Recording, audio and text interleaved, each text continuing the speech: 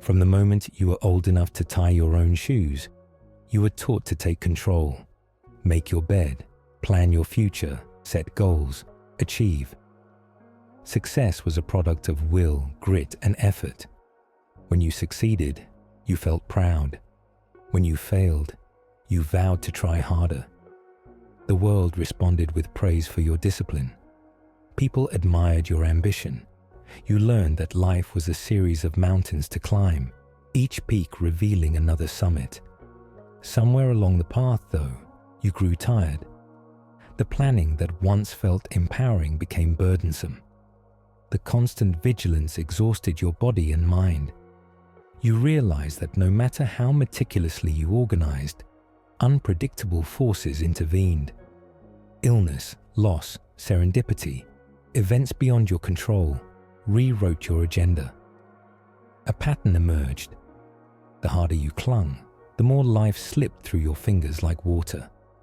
The unresolved tension that holds you is the suspicion that letting go might be the only way to truly move forward. But letting go feels like free-falling into chaos. You wonder if there is a way to surrender without losing yourself. There are moments when surrender happens despite you. A storm cancels your flight, and you spend an unexpected day walking in a foreign city, noticing architecture and people you would have rushed past. A relationship ends, and in the space left behind, you discover interests and friendships you never had time for. You get sick and are forced to rest, noticing the birds outside your window as if for the first time. These experiences are not what you would have chosen, yet they bring gifts your will could not have orchestrated. In them, you taste a quality of life that arises when you stop pushing. It is slower, more attuned to the present. It involves trust, not in a deity necessarily, but in a larger rhythm that seems to guide events. This trust feels countercultural. Surrender is often framed as weakness or laziness. Yet, in these unplanned moments, you feel an intelligence at work that transcends your plans. You begin to question whether your relentless control has been a form of resistance against this intelligence. Imagine yourself standing in a river, facing upstream, hands outstretched, trying to stop the flow. The river is strong. Your muscles strain. Water slips past your fingers. Every time you make progress, more water arrives. Now imagine turning around, facing downstream, and lifting your feet. The river carries you effortlessly. You float, sometimes faster, sometimes slower, sometimes catching on rocks, but always moving. The effort shifts from fighting to trusting. Surrendering to the river does not mean doing nothing. You still steer with your hands, avoid obstacles, swim when necessary. But you work with the current instead of against it. This image of the river echoes in many spiritual and philosophical traditions. The universe, life, God, energy, whatever word resonates, has a current. Resisting it creates suffering. Aligning with it brings peace, even when the journey is unpredictable. Resistance often arises from fear of losing control, of being hurt, of missing out. You hold on tightly because you believe you must make everything happen. This belief can be traced back to times when control protected you. Maybe in childhood, chaos reigned, and your ability to plan saved you from pain. Maybe you grew up in scarcity, and vigilance ensured survival. Recognizing the origins of your control does not invalidate it. It honors why it exists. However, carrying this strategy into every context burdens you. The universe's current is not your chaotic past. It is not the unreliable adults of your childhood. It is a different force, one that you can test. Letting go of one finger, you see if the water bears you. It does. You let go more. Each small act of surrender builds trust. How do you let the universe take over without collapsing into passivity? Surrender is not resignation. It is participation without gripping. Practically, it might look like setting intentions rather than rigid goals. You move toward what you desire, but you remain open to how it unfolds. If a door closes, you don't bang on it endlessly. You look for other openings.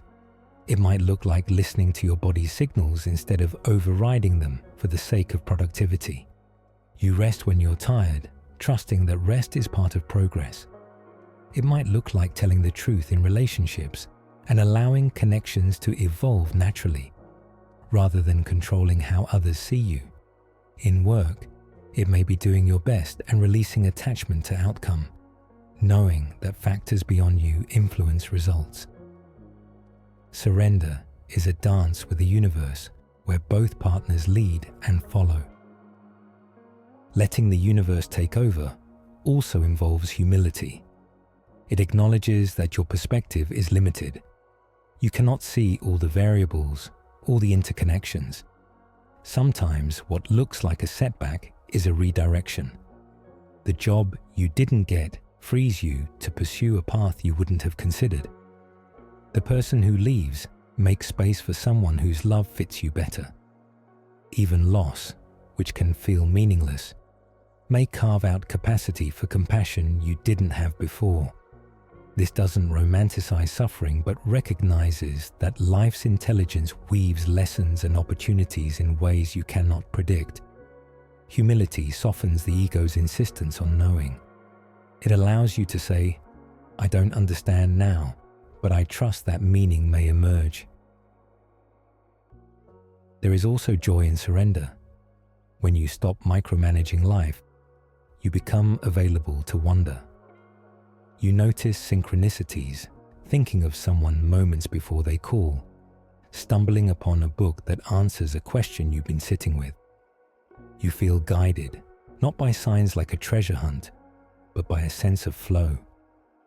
Decisions feel less like calculations and more like alignments. There is still effort, but it is like rowing with the current. You still face challenges, but you no longer see them as proof that the universe is against you. They are part of the river's bends. Joy arises from this partnership. You are not alone in your endeavors. You collaborate with forces larger than you. Surrender does not eliminate grief, anger, or fear. Life includes all emotions. Letting the universe take over means allowing yourself to feel fully, while trusting that emotions, like thoughts, move through you. You cry, rage, laugh, love, and you let these experiences shape you without clinging to them. You trust that your heart can break and heal. You trust that despair can coexist with hope. This trust is what makes surrender courageous. It is not blind faith. It is lived experience of being held by life even in pain. When you surrender, you commit to showing up authentically, to participating wholeheartedly, and to releasing the illusion that you are in control of everything. One day, you may find yourself in a situation where your plans have disintegrated completely. Perhaps a diagnosis or a global event shatters your sense of certainty. In that moment, the choice to surrender or resist will define your experience. If you resist, you will tighten around what is already broken. If you surrender, you will breathe through the chaos, feeling each sensation, each heartbeat, each breath. You will notice small mercies, a stranger's kindness, a sunset through a hospital window, the taste of soup after days without appetite. The universe takes over, not as a puppeteer, but as an embrace that carries you when your strength wanes. You realize that your only job truly is to show up, to feel, to respond as best you can, and to allow the larger currents to move you where you need to be. Surrender is not a one-time event, but a practice. You will forget, tighten, control, and then remember, soften, release. The cycle is human.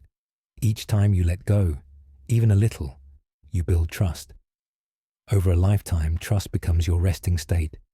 You move with the river. And even when it plunges over rapids, even when water fills your nose and ears, you know the river has its course. You are part of something vast, intelligent, and mysterious. Letting it take over is not abandoning yourself. It is discovering yourself as more than a singular will. It is joining a dance as old as existence,